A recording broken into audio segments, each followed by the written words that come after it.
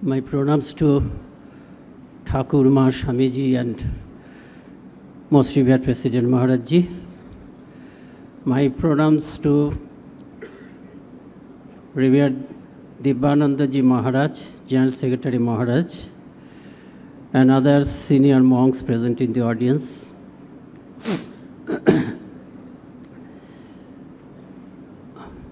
To my namaskars to other monks and brahmacharis, speakers, guests, and last but not the least, my heartfelt best wishes to our young friends, with my sincere prayers to the Holy Trio for their all-round development and well-being. We have so far listened to not less than 20 speeches. And you have been, my young friends, you have been all through an excellent audience, attentive, receptive, and sometimes clapping also to them, indicating that some of their words appeal to you very specially. Now, certain ideas which have been already told here, I like to reiterate. It is permitted by our holy scriptures that when something is difficult or holy or important, you can repeat it. Repetition is good. So I'll repeat it, and I'll try to add a few of my own words in a simple manner.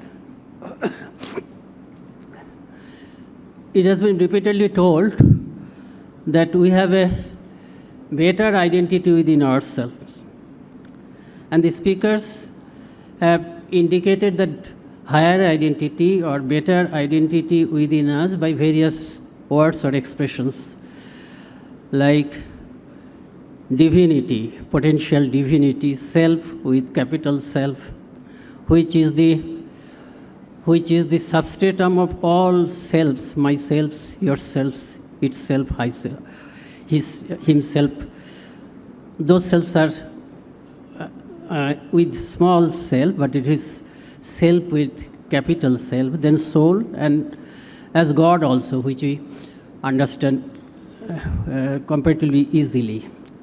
All are true.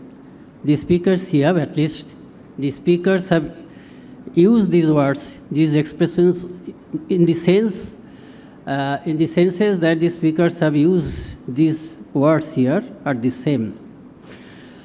Swamiji's words is, Swamiji's expression, we are all potentially divine.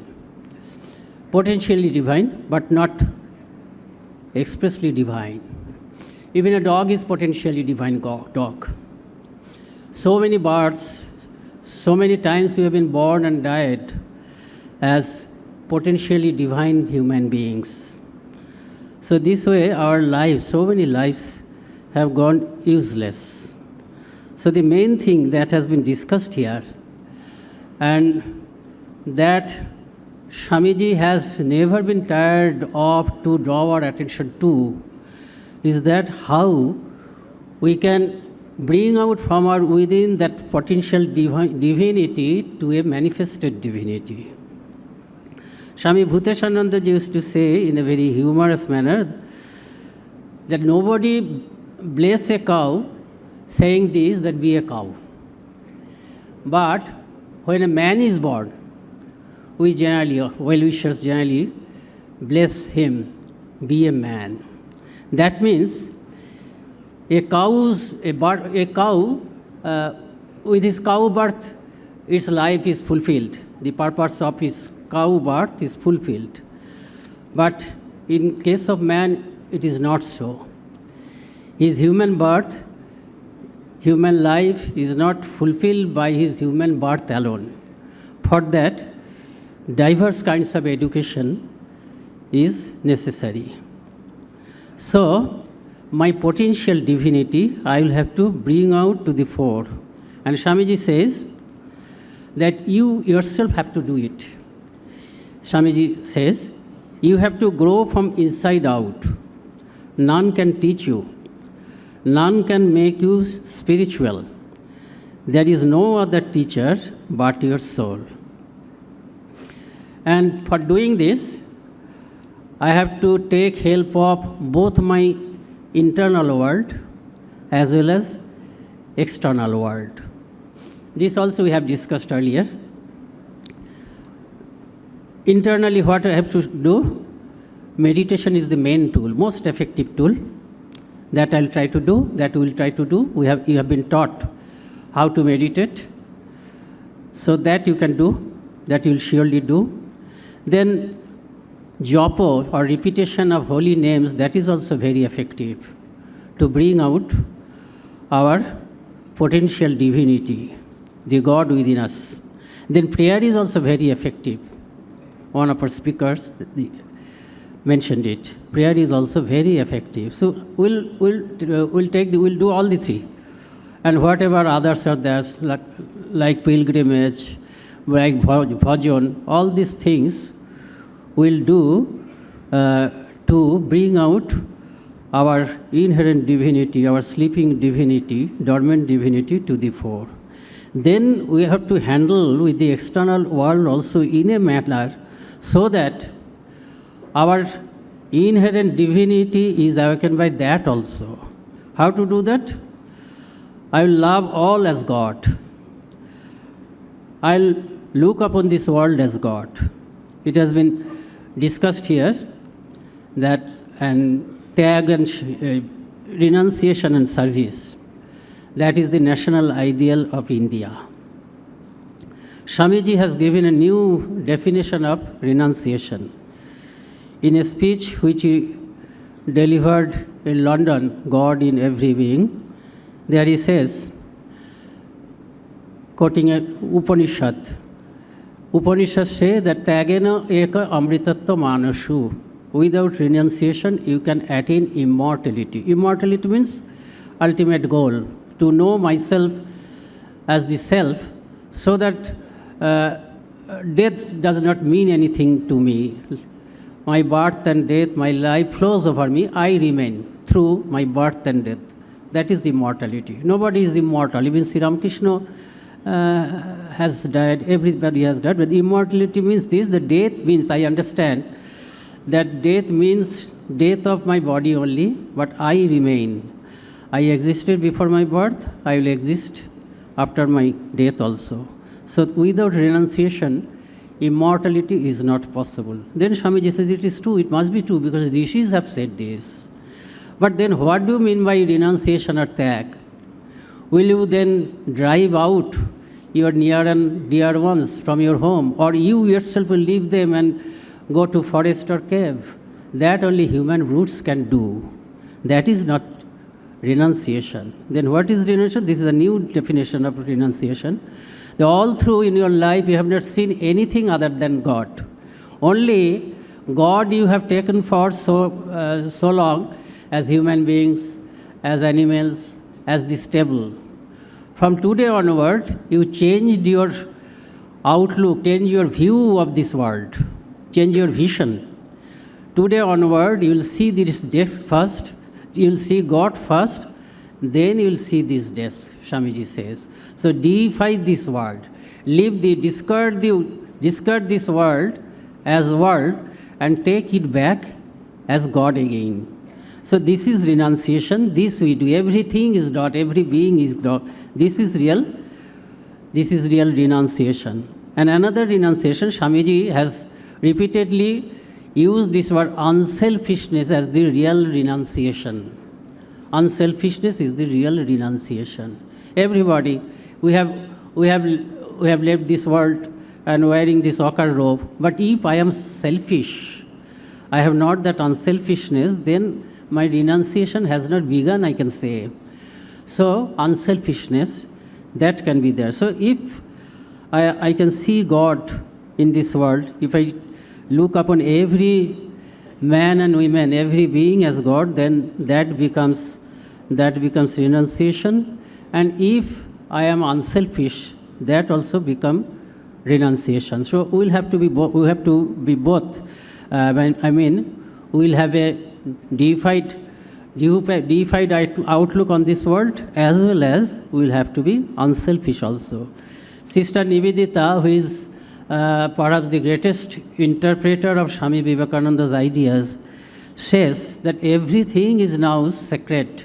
The way Swami Vivekananda interpreted religion or Hinduism, now everything has become sacred. There is no distinction between sacred and secular.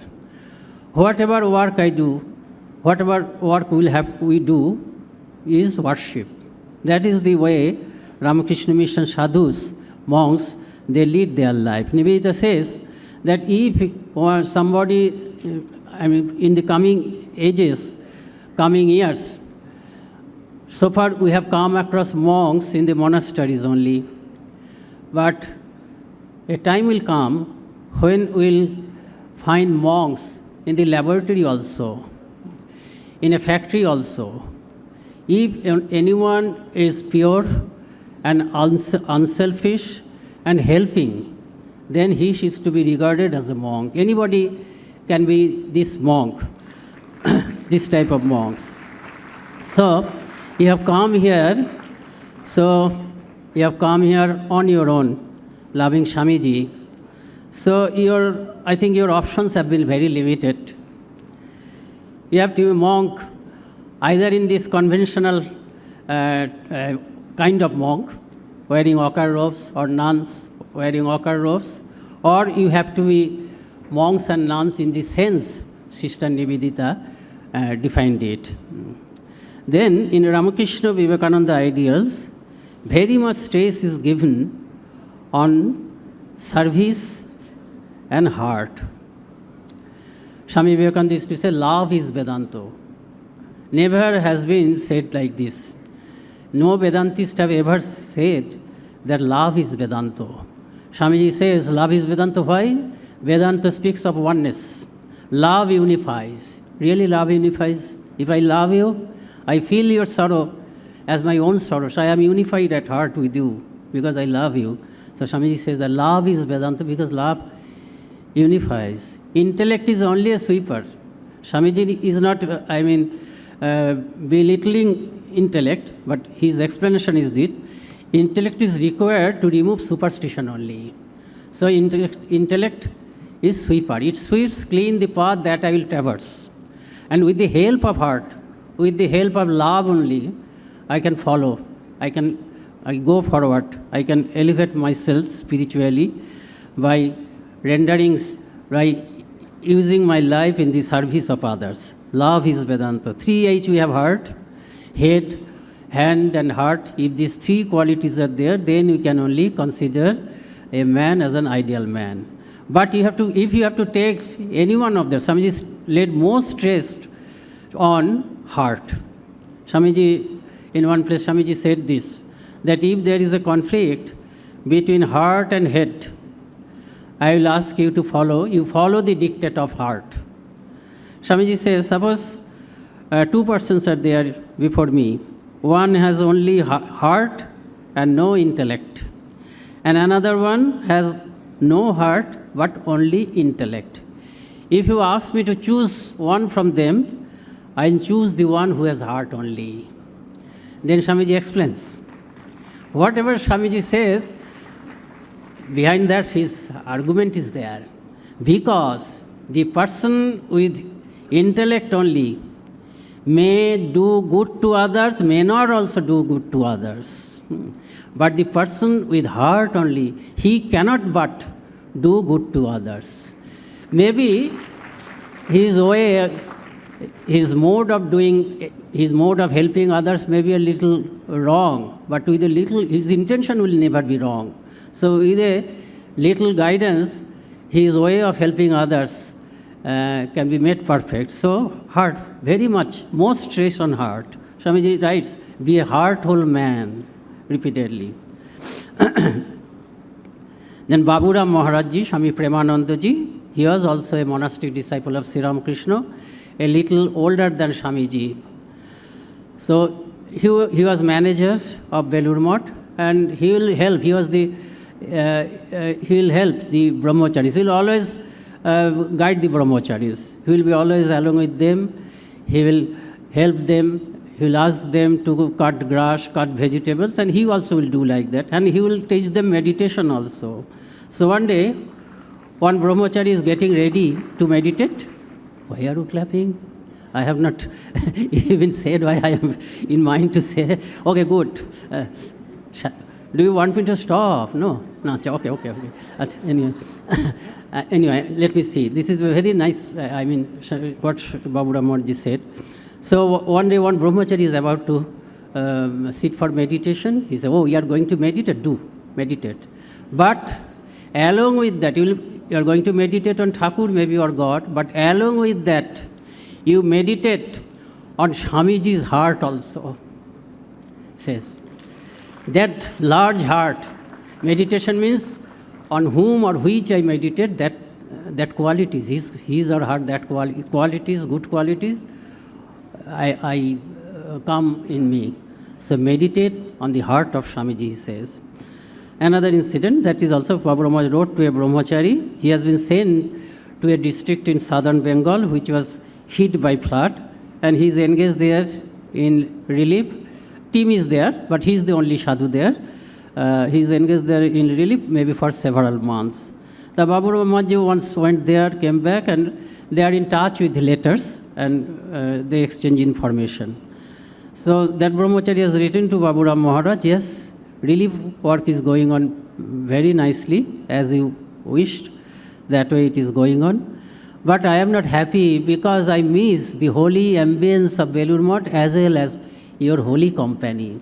In reply, Babu Ram Maharaj wrote, in Bengali he wrote, I have translated it into English, by the good fortune of many a birth, you have found refuge in this holy Sangha named after Sri Ramakrishna. If you still find difference between the worship of God and service of man, then I'll say you are yet standing far away from all the great souls, from Buddha to Vivekananda. বহু জন্মের ভাগ্য বলে তুমি শ্রীরামকৃষ্ণ নামাঙ্কিত এই সঙ্ঘে আশ্রয় লাভ করেছ। এখনও যদি তোমার মনে ভগবানের পূজা এবং মানুষের সেবার মধ্যে পার্থক্য বোধ থেকে থাকে, তবে আমি বলবো যে বুদ্ধ থেকে বিবেকানন্দ পর্যন্ত সমস্ত মহাপুরুষদের থেকে তুমি এখনও অনেক দূরে অবস্থান করছো। Swami Vivekananda said that an ounce of practice is much more effective than tons of talks. So you'll have to start an ounce of practice. You have to start your practice. You have started here. As we'll go back, you will continue, surely you will continue your practice. Practice you'll do meditation regularly. More than that, I think, you'll have to expand your heart. And heart, that you are expanding your heart, that you are paying importance to the working of your hearts, that will be expressed in your attitude, what you do to help others. So this helping attitude should be there. Swamiji from the West is writing to a disciple, householder disciple. He is writing this, Paropokari hao Baba, Paropokari hao. Repeatedly, he said, be helping to others, be helping to others, serve others. So this is the thing. So we should have love as well as strength within us. Miss MacLeod and Sister Christine, they too, both of them were Swamiji's disciples. I like to place before another incident. All work, all service is puja from Swamiji's. Swamiji was in the West then, he was in Camp Parsi there. So Camp Parsi means some 10 or 12 disciples, some are male disciples, some are women disciples. Swamiji is staying with them. 3 tents are there. In one tent, Swamiji is there. In another tent, the women devotees are there, and another tent, male devotees are there. And there are a fixed hour for meditation. They will do cooking, etc., cleaning utensils, all themselves. So one day, during the scheduled hour of meditation, Swamiji finds that one lady disciple, female disciple, is absent. So others have already gathered and they have started meditating. So Swamiji himself went to look for him, for her, Then Swamiji saw that she is engrossed in cooking for them. Then Swamiji said, okay, you do what you are doing. My master, that means Sri Ramakrishna. Sri Ramakrishna used to say that you can sacrifice meditation for service. This we should always remember. We do that.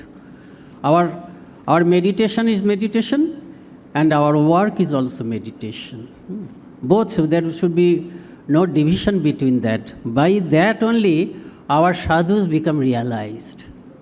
You won't find, if you go visit our mosques or mission centers, you will not find our sadhus very often engaged in meditation, but you will find them throughout the whole day perhaps engaged in work. But that work is not work. That work is to them meditation. That work is to them worship. Our worship is worship. Our work is also worship. That is why we spiritually progress. Devotees also spiritually. The same way of life. There is no Atmano Mokshartham Jagadhitayo. This scheme of spiritual life is not only meant for Ramakrishna Mission monks, but any devotee, any follower of the ideals of Ramakrishna Vivekananda, this scheme is effective. So this you must remember. So Miss MacLeod and Miss Sister Christine, both were Swamiji's disciples. The Miss MacLeod was asked to say about Swamiji in one word. Miss MacLeod said, he was all strength, he was all power. And Sister Christine said, he was all love. So both are true. Swamiji was both. He was strength and love combined. He was in incarnation. He was in strength incarnate as well as love incarnate. The two pictures are there, photos. This is strength, expression of strength in this photo. And in that photo, expression of love. As if you can go near him, he is your friend. There is some small booklet, friend of all, Swami Vivekananda, friend of all. So their love is expressed. Here, strength is expressed. Our life also should be like that. If we have to be true follower of Swamiji, strength and life, love, both should be combined in our personality. Thank you.